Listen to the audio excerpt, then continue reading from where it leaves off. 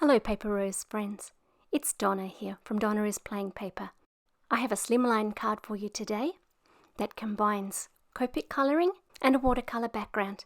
And I've looked at how to coordinate the colours so that even with so much going on, it doesn't look too busy. You know me by now, I like a nice restful card. The heroes of today's card are a pair of stamps called Flowerpot Border 1 and Flowerpot Border 2. Both from Paper Rose. And I'm going to create the card on one of Paper Rose Studio's Slimline cards that comes with a matching envelope. I'm also going to add a little bit of decoration to both the envelope and to the inside of the card, just for a little something extra. Alcohol markers can really smudge your ink, so it's a good idea to choose one which is alcohol marker safe. I'm going to use Copics, which are alcohol markers, and so I'm using Memento Tuxedo black ink today.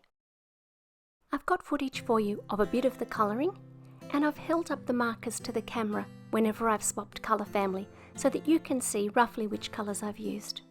I'll let you listen to some music while I colour, and I'll be back to chat some more when we get up to the background.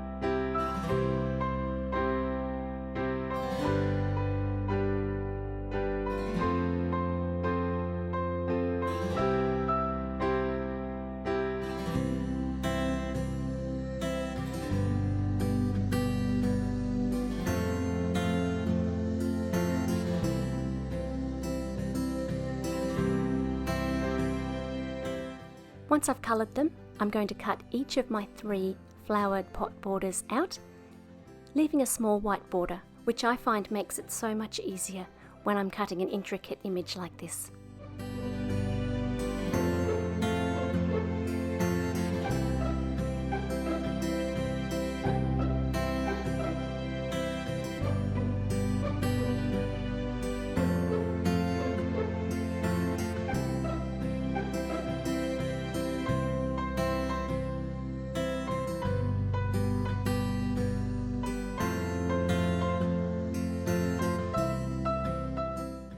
Let's get on with the background, shall we? I'm going to use watercolour paper for this because there's a lot of water involved. I've taken 4 distress inks in Spiced Marmalade, Twisted Citron, Peeled Paint and Fossilized Amber, and I'm smushing a bit of each of these onto my craft mat. I'm making a bit of a patchwork pattern.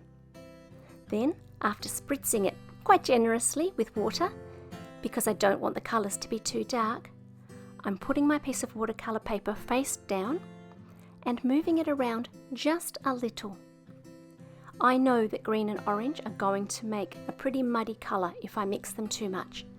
So rather than mixing it all around, I'm going to dip it once, then dry it off, and then I'm going to mix some of the leftover ink on my mat with some liquid sparkle from Paper Rose. Splash that all over.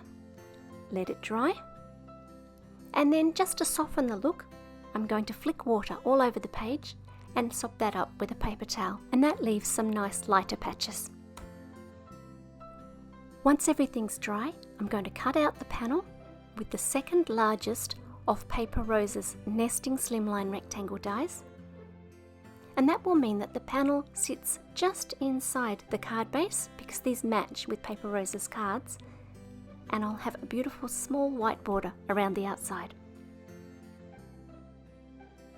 I've used some wood grain paper from the Eucalyptus Dance paper pack to be my shelves, and my sentiment today comes from the All Occasions sentiment pack. I've laminated these using a gold foiling sheet to give me an extra colour choice for my sentiments. I've cut everything down with my trimmer, and then I'm going to assemble the card. I've used a nice thick double-sided tape for this because the watercolour paper really can warp, and a nice thick tape holds it flat to the card base. It's also really important to have a thick enough card base, or your base will warp to your watercolour paper, not the other way around. My shelves are stuck down flat, and then the pots are popped up with a little bit of foam tape. I'm not sure where my T-square ruler is, and so I usually use a piece of paper.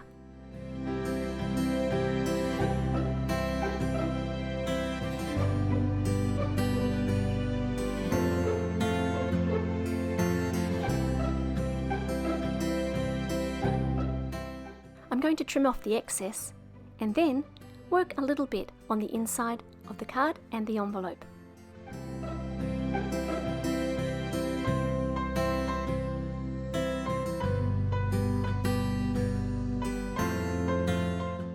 I've used my darker 2 inks and partially stamped one of the pot plant images, putting the terracotta colour on the pots and the green on the leaves, and I've stamped this on both the inside of the card and the envelope, just for a nice little matching accent. I'm going to leave you with some close-up pictures of the cards and the different elements of them. Don't forget to like and to subscribe, and I'll be back again really soon.